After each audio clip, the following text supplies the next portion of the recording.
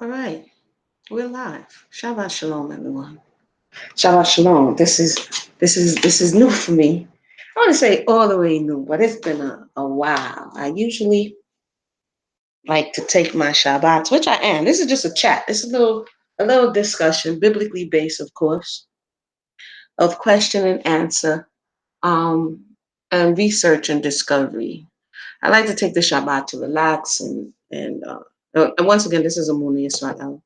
I like to hear what our people are saying, what we're getting into, information that's being brought forth, and just take it as a time to, like I said, relax with the family.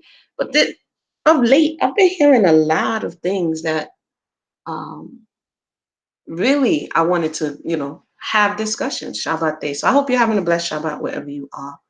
And today's discussion is, are vibrations biblical or witchcraft? There has been a lot of buzz around this term witchcraft and what it is. And I know I said before, I started the study and I didn't bring forth my findings, so that you could take a look at them. And I would definitely continue to do that because I think just in, I even heard someone go as far to say that perfume, and that this is today, was witchcraft on another brother's broadcast. And I'm like, wow. Next thing we're gonna hear toothpaste is witchcraft. I mean, we need to really have um, a line, a defining line. I know because it can get wild and crazy if we don't really have these honest discussions instead of uh, seeking to. I don't know. Solomon says, and I'll start off with this: "All praise be to the Most High, the Holy One of creation, for this day, His blessings and mercy upon our soul." Um, and to the Most High for another day. Solomon said, I'm trying to get the exact scripture right. Ecclesiastes 7 and 16. Hallelujah. He says, do not be over righteous, neither be over wise. Why destroy yourself? Um, do not be excessively wicked and do not be a fool. Why should you die before your time? And before that, that's 7 and 16. And 7 and 15, he says, in my futile life, I have seen both of these, a righteous man perishing in his righteousness and a wicked man living long in his wickedness. And then he goes over to say, do not be overly righteous and do not make yourselves too wise. Why should you be destroyed before your time? Do not be excessively wicked and do not be a fool. Why should you die before your time? And the theme of a lot of Solomon's work is always talking about foolish behavior, wise behavior, wicked behavior, righteous behavior. And I tend to find myself often in reflecting on a lot of the things that Shlomo has said. I want to clear my screen. I know a lot of people is probably going to see it on the replay because this is like out of the ordinary, one would say. But I want to clear my screen. Oopsie. I want to share my screen so that I can, just as I was thinking about where does one start when you hear something like this? You know what I'm saying? Where do you begin? It's like, do you just jump on the bandwagon and everyone is saying it, so you're saying it? And let me set the mood. What I've seen more than one of our brothers and sisters do, mostly the brothers, in these recent weeks, is that there has been a news broadcast that is sensationalizing many melanated women leaving the churches and going into witchcraft. And so I've seen GOCC cover this story, and I've seen Spiritual Combat cover this story. And it was interesting. Okay. But along the way, as we've had discussions, even on Under the Palm and other spaces, about what is witchcraft, what is not witchcraft, and of course, most definitely, we the people being educated on this and determining what it is. What I find a problem with as we're having this discussion is that uh, it's not a full discussion in the sense of bringing forth practical information. It's looking at what's going on today and saying, okay, nothing is new under the sun, and then putting everything, most things, in this bag. And it's like, wait a minute, it's the same way. If we can go and look at the rainbow and the symbol, and then we look at it today, then one would say, oh, the rainbow represents those who are lawless and go against the creator. But then we have to look at, wait a minute, do they own that? Can we just give up the rights to the rainbow and what the creator says and left on record to say the rainbow represented because someone else has taken hold on it? Like, where do we draw the line from separating ourselves? And can someone own the rights to creation? Right? Does someone own the rights? And Shabbat Shalom to those who just joined us. Does someone or any one group or any set of people who decides to deviate from the creator, can you own the rights to water? Can you own the rights to bread? Because everything, can you own the rights to, the breeze? People try to do it. They try to harness the power of the sun and call it solar power and say they can sell it back to you. They try to harness the power of the wind, call it wind power. You understand? And so here we are as all humans inhabiting the planet, amongst creation, and we having to separate or go through these different thought processes to see whether or not to make sure that we are not on the wrong side of the creator. And are we doing it correctly? So I wanted to take a look at, I'm going to share my screen. As I was just thinking this over, I saw one particular statement and I was like, wow. The person said, and this is what made me really want to have this discussion. The person said, if he hears someone saying vibration, then he's out. So if you hear someone saying vibration, because again, vibration has been a word that has been hijacked to a certain degree and sensationalized by the New Age community. And so these are trigger words for people now. And if you hear this trigger word, according to what the individual said, then they're out. You know what I'm saying? That means that this person is potentially into something else because you use the word vibration. And I'm like, okay. Again, for those who joined us, this is a Shabbat talk, just reflecting on some of the things that we subscribe to and some of the things that we're saying and whether or not we're really thinking about what we're saying. Vibration is something that people have been using, or the word, for a very long time, let me just say. Even in the melanated community, we have shortened it to mean vibe. But before I get to vibe, and it always meant the same thing until you get now to this place where all of this occult information is coming out to the populace. And now it has kind of been sullied to what a vibration is. So the question is it biblical? Is it in the Bible or is it witchcraft? Right? And this is a very topical study. So we say vibration. What is it before we can go forward in the English, right?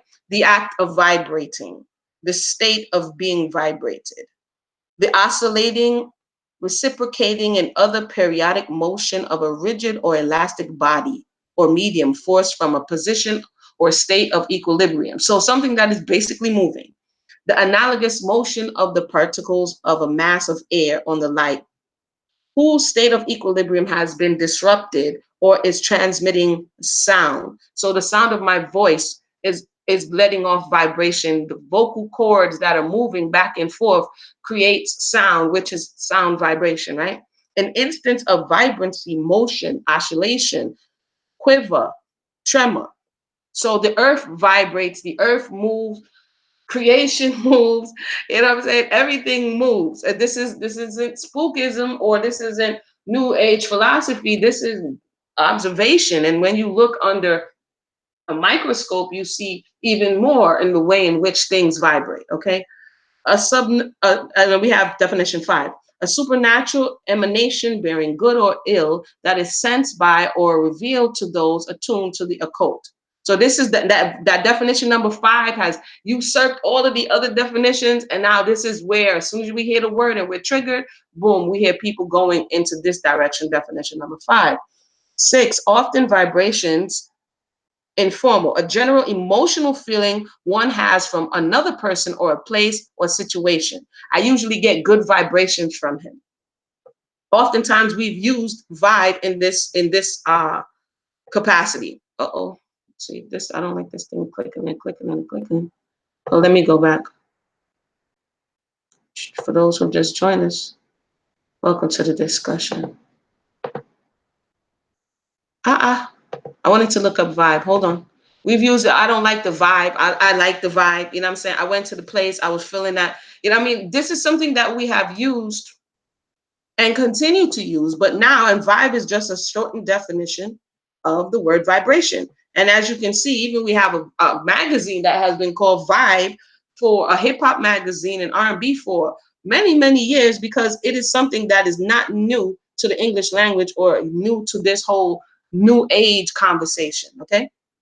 Vibe, a noun, a distinct feeling or quality capable of being sensed. So this place has a good vibe. She gave me a weird vibe. So what are you vibing? What is moving?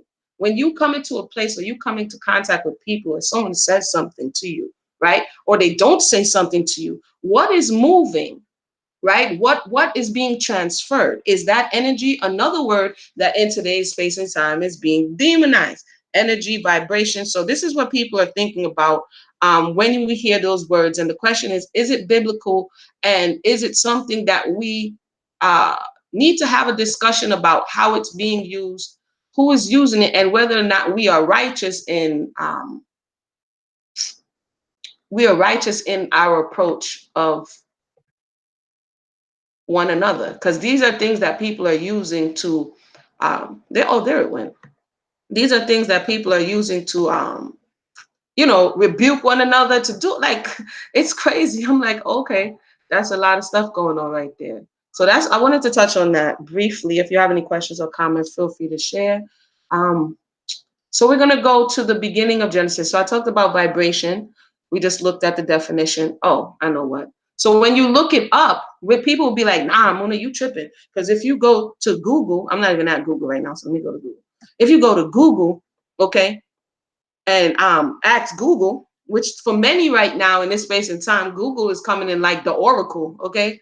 Because everything you ask Google. So right now people are going to Google, and then you put vibrations, because I noticed that what we're doing when we already emotionally convinced about a topic, we'll run to Google and only look for the articles that substantiate our position. Like, if you're really going to be just and fair in the way in which you assess topics, it's not a 5 minutes Google search.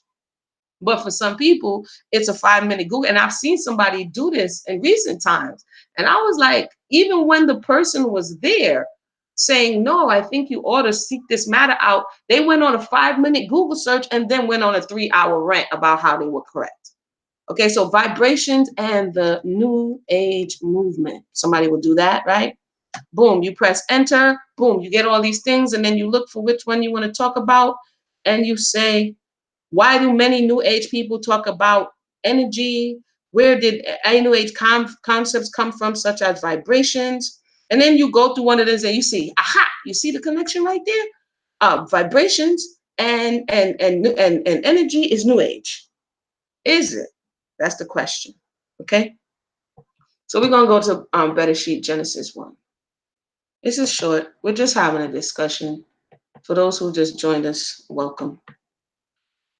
We're going to go to Better Sheet Genesis 1, okay? And then we're going to do a little bit of word looking up the same way we did in English, because we're looking for this concept in Torah. Our vibrations in Torah. I heard someone say that basically you can kind of attribute the ability to speak something into existence, that on the left hand side, for those who are into witchcraft, for those who are on that side. And so because they have touched it out in the open, it kind of makes the ability to speak something into the existence taboo, when the reality is these are universal laws and principles. There goes another thing that a lot of people try to make, woo, that's what governs the universe. And we're going to see it right now, which is Torah, right? Universal laws and principles that govern the universe. That's Torah.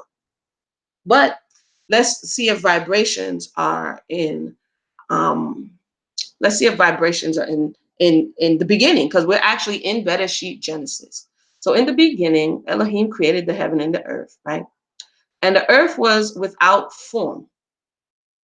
Okay, it was without form and void. Okay, so I can go and look up these words. Which word would I look up? What I would give that to you to look up. Look up the word tohum. Where are we here? Tohum, the abyss, and without form, and the bohu. Okay, and chaos, because all of these are, if your life is in chaos and everything is all over the place and you can't seem to put it together, what do you feel? Do you feel high and happy and skipping through the leaves in the park, or do you feel low? So the vibration or the energy that's being described in the book of Exodus, Genesis, is dark. This is why it says Hoshet. The darkness was over the surface of the deep or the abyss. Okay, so it's giving you what? An energy vibration. It's telling you what's going on. What's the vibe? It didn't give a good vibe. Okay, there's not, and I talked about this before, but I'm talking about it in another capacity. And the spirit of the Elohim, vibrating over surfaces of the water. In the English, it says moved over the faces of the water. In the Hebrew, the very second, this is particularly being translated as vibrate. So let's look up the root, which is resh chet fe. Let's see. Okay, so we're gonna look up the root resh chet fe. So there's some vibrating going on. What in the world? Resh, to create, you have to have movement. Where am I looking for my Faye here? Faye Sophie. Rakfa. Rak, Rakaf. Rakaf. My incorrect pronunciation. Rakaf. Okay. To grow soft is relax, is the call, and the PL is to hover. Also translations to flutter, to move, or to shake. So in the very beginning, let's go back here to Genesis 1 and 1 and 1 and 2. It says, in the beginning, the Most High created. That word create is bara. You have to have movement to create. Yeah? The heaven and the earth. And then it goes into telling you the condition before and that brought this creation. And the very first thing you see when there is, quote, a low vibration, that's amuna, there's darkness over the face, there's chaos, there's an abyss. The very first thing you see is movement, vibes, movement. Over what? Over the chaos, over the faces of the waters. And he is saying, and I'm going to do 3. I'm not even going to go too far because it's right in the very beginning. The question I asked was, are vibrations biblical or witchcraft? Okay. Now, can what the Most High created, witchcraft or the dark side or the left hand, doesn't create anything. They just use or misappropriate that which the Most High has created. And we have to look at where Torah draws the line, not where we make up to what we feel like we want to do to draw the line, or as Shalom will say, be over righteous over much, but where Torah draws the line. And if we misrepresent Torah to one another and add to the scripture, that's not what the text advises us to do. Okay, so let me know if I'm adding anything or if you see it right now. If you're wondering what I'm reading from the translation, this one is scriptureforall.org. So I looked up the root rakaf. Okay, that's the root of this word, vibrating over the faces of the water. And part 3, and he is saying, saying the root is amir, okay, which also has to do with more vibrating. So it's saying that the spirit or the ruach of the creator was moving over the waters, vibrating over the waters, and then did something else that created that call for movement. Was, again, the Most High is not man, the Most High is not created, but the way in which the author of Genesis is translating this so that we can understand is that there is movement happening, physical movement happening, and sound waves happening. Okay, Amar. So let's look it up. Aleph Mem Resh. And this is very surface, but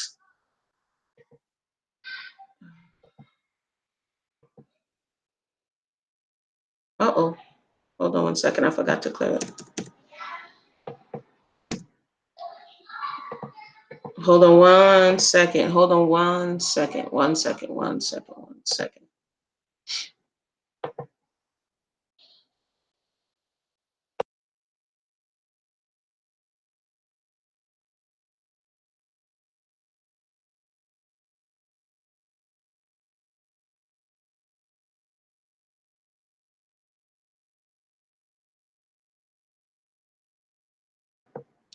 All right. I can hear the babies. They were talking, right? So Amar to say or something said, the root is to speak or to utter, like I'm speaking right now. And if we look up vocal cords and the way in which they work, as well as hearing and the way in which they work, the reason to my understanding, and if you're an ear, nose, and throat doctor out there, let me know, but the follicles in your ears vibrate, right? This is how we are able to hear. It picks up the sound, which is vibrating your vocal cords, and then the follicles within your ears vibrate, and it's you, whatever you send out, because right now I'm speaking, but I'm also able to hear myself, right? So there's many things that have to go on in order for you to be able to hear what someone else is saying, but one of those things is you're not going to be able to hear without vibration, and you're not able to speak without vibration. So the question, are vibrations biblical or witchcraft? I'm looking at the very basic, because sometimes we miss the very basic and we jump over into the esoteric, and then in the way, and then we do what's popular, and because everybody's talking about it and because it's so popular, and then we sometimes speak against our own text or our own quote belief systems, because there's a knowing system, you know what I'm saying? You're supposed to know that the Most High is, and look at the Creator's creation and see what He has made. But because a lot of people subscribe to belief systems, then the thing that's right in front of you, we kind of step away from. So I'm not going to leave this long. Again, this is just a Shabbat day quick chat. And so let's say how to, notice when somebody has damaged vocal cords, what happens? You can't hear any sound. The vocal folds, also known properly as vocal cords, are composed of twin enfoldings of mucus membranes stretched horizontally across the larynx. They do what? Vibrate, modulating the flow of air being expelled from the lungs during phonation. They vibrate. This is when somebody's speaking, you hear a different vibration. When someone is yelling, you get a different pitch and frequency of the words and the tone. So you get a different energetic transfer. When somebody is singing a love song, you get a different energy. You catch a different vibe. If somebody's singing rock and roll, you catch a vibe or a transfer of energy based on what? The way in which the energy is moving. Like this is even in our human bodies, man. So let's look. That's how vocal cords work off of vibration. How do air drums work? The eardrum vibrations caused by sound waves. The Most High was hovering over the face of the deep, of the chaos, of the low energy that was on the earth, and began to move and speak things into existence. We're made in the image and the likeness of the Creator. The eardrum vibrations caused by sound waves move the chain of tiny bones, the osseous, the malleus, the incus, and the staples. If I jack that up, my bad. In the middle ear, hold on one second for me. 1 second. In the middle ear, transferring the sound vibrations. Okay, maybe I oversimplified it with the little hair follicles. So we're getting a little bit, and I'm just reading very topical. Transferring the sound vibrations in the cochlea of the inner ear. This is where the streams of nerve impulses are converted into meaningful sound. So what goes in is what comes out. It goes in and it has to do what it does and bounce off of what it needs to bounce off of in order to go to translate into the brain as you hearing what was actually said. And we could talk about more about how we hear and what we hear, because what somebody says is not necessarily what we hear. But again, we see what vibration, which is what also comes from speech. It also comes from sound. It comes from anything that is moving. You know what I'm saying? Anything that is moving, which is all of creation, is vibrating on some level. And whatever it is that, and emotions also vibrate on a certain level, depending on what kind of emotion it is. And that one can bring you down. It can make you excited. It can inspire you. This is depending on what type of emotion it is. So I just wanted to bring that and share that briefly. That sometimes, like I said, it just takes us to sit back and say, okay, in what capacity are you talking about vibrations? A lot of this new age talk talks about, let me go back, because that's where a lot of people are going to say, well, you didn't talk a lot about witchcraft, right? This new age talk talks about raising vibrations. Doesn't mean, again, that we need to go necessarily dabble in it, but it also doesn't mean that they own it. Okay, becoming conscious of your thoughts. This is just something off the I just went to. Okay, everything you think, say, or feel becomes your reality. Is this biblical? As a man thinketh, so is he. Is being conscious of your thoughts biblical, or is it something that New Age made up? Out of the abundance of the heart, the mouth speak. You know what I'm saying? Does Solomon talk about the fool who's supposed to, even the fool who holds his tongue is thought to be wise? So this thought about thinking and being is, to my understanding, biblical. Find something beautiful and appreciate it. Can we go throughout the text and look at the laws that we got for taking care of creation, to being a right steward over the Most High's creation and what the Creator has put in place for us? I'm going to give you a lot of Solomon right now because Solomon is on the top of my brain. But even Solomon says, go to the anti-sluggard and consider his ways and do what? Grow wise. So he's telling you to absorb what's happening in creation. Okay, this is what, quote, they're saying to raise your vibration, but essentially it's talking about being present. Be conscious of the foods you eat. You have a whole Levitical law system about foods that you are supposed to eat, and the fact that certain foods are unclean unto you. Why are these foods unclean unto you? Because they're going to lower your vibration. Why? Because the way in which these animals were created, they were not created for your consumption. It's funny. Yesterday, as a matter of fact, I was driving on the road and I was giving the babies a joke because I saw like at least 9 or 10 jonquils or vultures on the side of the road, black ones. And I was giving a joke, telling the babies about like they having a whole vulture or jonquil, discussion. You had the president jonquil, secretary jonquil, and all this stuff. But you don't see a jonquil until you see a sick, dead, or dying animal. Okay, and when you see a sick, dead, or dying animal, then you see this crow, this black crow, and it appears. And what does it do? It feeds on the body of the sick, dead, or dying animal.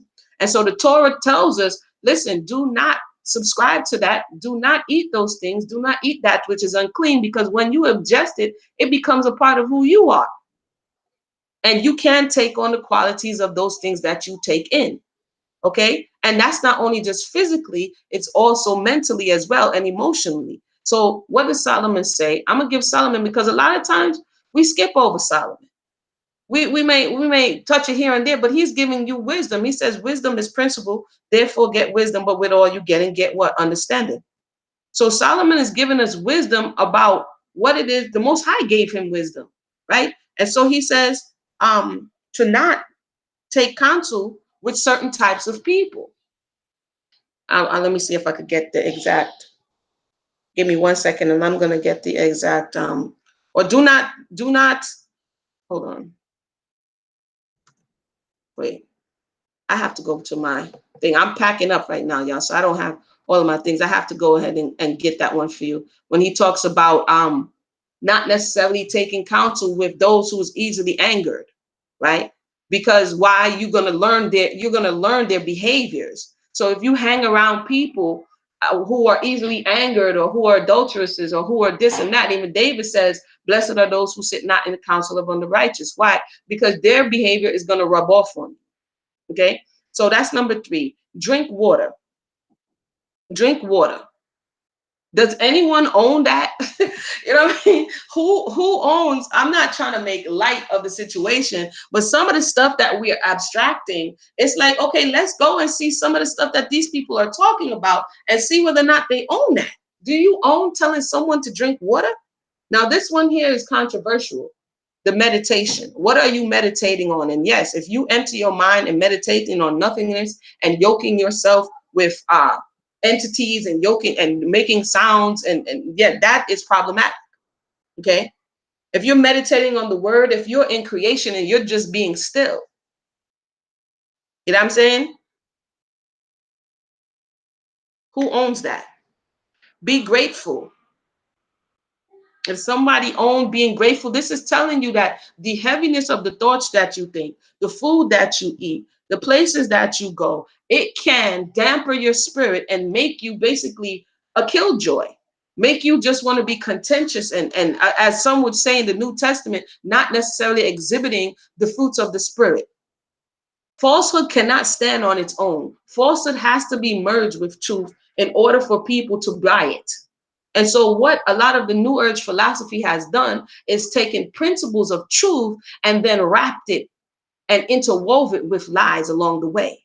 But the very things that they put out in the very beginning are not necessarily going to be the falsehoods. The falsehoods come later on, like I said, once they have ensnared you. So basically, it's a situation of wheat and chaff. Which one is it? And can you necessarily demonize, as I said at the top, vibration? Which, again, if you go to the very beginning of Genesis, if you just joined us, and I'm not, let me see how much long. I said I wasn't going to stay long, right? So I'm not. Be grateful. Okay? Give thanks with a joyful heart. You know what I'm saying? Solomon speaks about it. David speaks about sing unto the Most High a new song. You know what I mean? Practice acts of kindness. That's Torah. Love your neighbor as yourself. Do not oppress the stranger. This is something that's going to allow you to get into the space where you can connect with the creator. But in this instance, they don't necessarily have you going in the way fully of Torah to connect with the creator. You may be connecting with another entity, and therein lies the falsehood. Get your blood pumping. Get your blood pumping essentially is talking about moving, and moving is talking about vibration. And so sometimes when we eat the wrong things and think the wrong thoughts and don't drink enough water and have a spirit of ingratitude and don't practice kindness and not conscious of what we're thinking, and then we begin to have a negative mind, and that affects in our health and well-being. And so what happens is when we demonize everything, and you have people who have the Google Oracle and jump on Google, when you don't equip them to say these things are correct and these things are incorrect, what happens is you lose them. It's like in this day and age, and I just said to my mother, in this day and age, we can't afford not to teach children about sex education. Why? Because the world is waiting to teach your children about sex education and misinform them about it. So someone will come in here and say, I don't see anything wrong with that, but my moray or my teacher or my leader just demonized the whole word of vibration. And then someone comes along and we're not even prepared to have a discussion because it's not grounded and rooted in Torah. So I'll recap. Is vibration biblical or witchcraft? The very concept of vibration is present in Genesis. I didn't go beyond, let me go, 1, 2, 3. I didn't go beyond Genesis, the 3rd verse, 1st chapter, 3rd verse. And right away, we have 2 vibrations. We have physical moving over the face of the waters. We have darkness, vacancy, and abyss. Those are, quote, negative terms that nothing is going on. We have the will of the creator to create in Genesis 1, right?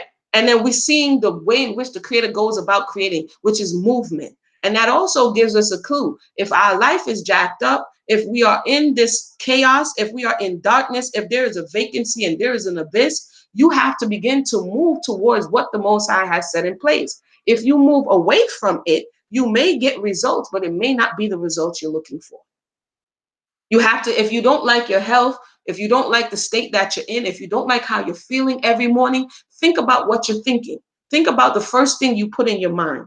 Think about whether or not when you wake up in the morning, are you the first thing you're saying it's total most high for life? Or is the first thing you're saying, ah, man, I don't want to go do this. I don't want to go do that. I got to do this. Are you taking a moment to bridle your thoughts and your tongue and say, hey, let me be calm in this moment. You know what I'm saying? Let me just hear the birds chirping out my window. Let me wiggle my toes and give thanks that my body actually heeds my command. Is the first thing that you drink, which you're supposed to be drinking water, the first thing you do when you wake up, or water and lime or something to flush your system as it has been resting, or is the first thing you put in your mouth tea, or is the first thing you put in your mouth coffee? What is the first thing you put in your mind? What is the first thing you utter? These are things that's going to determine whether your life will be void, a vacancy, or whether or not it will be blessed. And you can argue all day with one another and try to herd one another. And welcome to those who just joined us. And try to I see a lot of that like groupthink going on. But the very basics of what it is that we need, I guess I'll come in and talk about many years ago, one of the basic things that I didn't see when I was passing through the Christian church.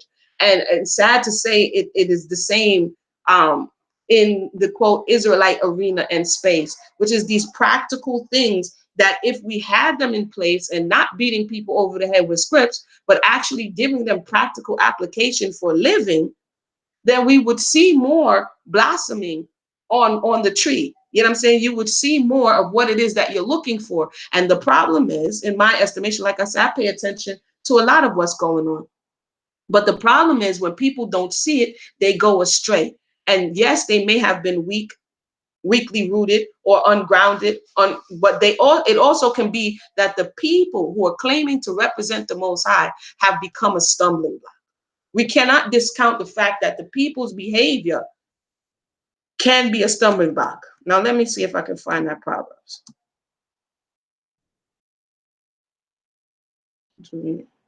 I'm trying to remember the keyword here. Here. Wait. Sorry. So I'm not going to stay long. If you just came, this is, I usually am really quiet or speak, with a few people on the Shabbat. But I'm like, you know what, Amuna, the time has come to kind of share. Proverbs 22 and 24. This is in relation to the scripture I said I was going to find for you. It is, make no friendship with an angry man, and with a furious man thou shalt not go. So this is the transference of energy. This is what he's talking about. What is anger? An emotion. And so this whole we often, it's sad because we have the answer in our hand, but because here's a real story. And Shabbat Shalom to those who just joined us. I went to the post office, so I got a little box, and I'm trying to open the code, and the man gives me the code backwards. And then at first he couldn't open the code, and then he opened it backwards, but he did it so quick that for the next 5 minutes, me and the children are standing there trying to open this box, and the box won't open. So I go back in there, and another man is there, and he was like, yo, Felix knows how to open it. Keep in mind, they work at the post office. You give people these boxes. You gave me a code, and now I can't open it. And now you're sending me to Felix because Felix has some special knowledge about how to open these antique boxes. So I was like, yo, Felix, what's good? Felix comes through the door. Felix is like, he's explaining it now. This is how you do it. Even though I had the physical code in my hand, and the other man got it backwards, and he only got to open it once. But once he left, this is what happens. Once that moray leaves or that teacher leaves, and you have the code in your hand, and you have the Bible, and you have the Tanakh in your hand, but you're having trouble in unlocking these things and these principles and these blessings in your life, is because someone went and did it for you. But when it was time for you to do it for yourself, you didn't know what you thought you knew. This is a real life story. It just happened to me like 2 days ago. And so Felix comes, and Felix quietly tells me, hey, this is what you do. He goes, and then I missed one step. It was just one step. And once he gave me that one step, I was like, Felix. So guess what I did? I opened it like 3 times. I told my daughter to open it another time so that now we're confident that we are able, if Felix is not there, to open it for ourselves. This is what happens. We have gems in our hand. But instead, we would rather fight one another with it, use it as a way in which to beat each other over the head with it, and all of this extracurricular stuff, and not getting out of it what it was meant for us to get out of it for ourselves. So make no friendship with an angry man, and with a furious man thou shalt not go. Anger, to me, is the operative word, followed by friendship. Because if you just say friendship, make no friendship, and they say, yeah, the Bible said have no friends. This is kind of wild stuff that I see people doing. And they're like, what are you talking about? It says with an angry man. An angry man is someone who experiences this emotion on a continuum. One would say they're a hater, or they're in a what? Low vibration. Why? Because they're always disgruntled. They're always contentious. They always want to fight. They always want to debate. Anger is an emotion. It's energy in motion. And Solomon is telling you, somebody with that type of vibe, don't make friends with them. Because why? And he goes on to say it. So then let me go on. That's 24. And then I promised I was going to give this one. So right now, I'm just going to go on 24 and 25, I believe. Oh, come on with the stuff now, people. See, anytime I'm over this side, it'd be messing my stuff up. Okay. He goes on to say in 25, lest you learn his ways and get a snare to thy soul. What does he say? So he says, do not make friends with an angry man, and do not associate with a hot-tempered man, or you may learn his ways and get ensnared your soul and entangle yourself in a snare, right? Different translations. So he's basically saying that when you're hanging around this person who has these negative vibes, it's not like they're angry one time, because you could be angry and sin not. But this person, this is how they wake up in the morning. They angry about everything. They angry when it rains. They angry when it don't. They angry when everything upsets them. He says this is going to be a part of who you are, because you're going to learn his ways, and then it's gonna catch you up. Before you know it, you have become like him. There is a principle there. What is the principle? Can we look at what he's saying and be like, there is a principle? So it is that they say, if you look at the people that's around you and the circle that's around you, it tells you who you are. Show me your friends and I'll tell you who you are. That's what my grandmother would always say, because it's a reflection of you, right? And so again, for those who just joined us, I'm going to wrap it down because we're just having a little Shabbat day chat. Are vibrations biblical or witchcraft? I went to the book of Genesis. You're going to have to go into the replay. I just read the first 3 verses. We looked at the energy, the vibration that the creator was moving across the face of the deep, and speaking, which is on also it's auditory, which has vibrational, those sound waves are moving. And so this thought is not foreign to the text. How people are using it or misusing it is, and I'll be glad to come back and talk about that at another time. So I want to thank everybody for joining us. I just had to get that one off my chest. I think I'll be sharing more on the Shabbats. I think I'll be sharing more on the Shabbats in the coming weeks. So definitely look out for that. All praises to the Most High, the Holy One of Creation. I pray everybody's having a blessed Shabbat. And as we continue to grow and learn, you know what I mean? Put the Most High first in all things. Shalom.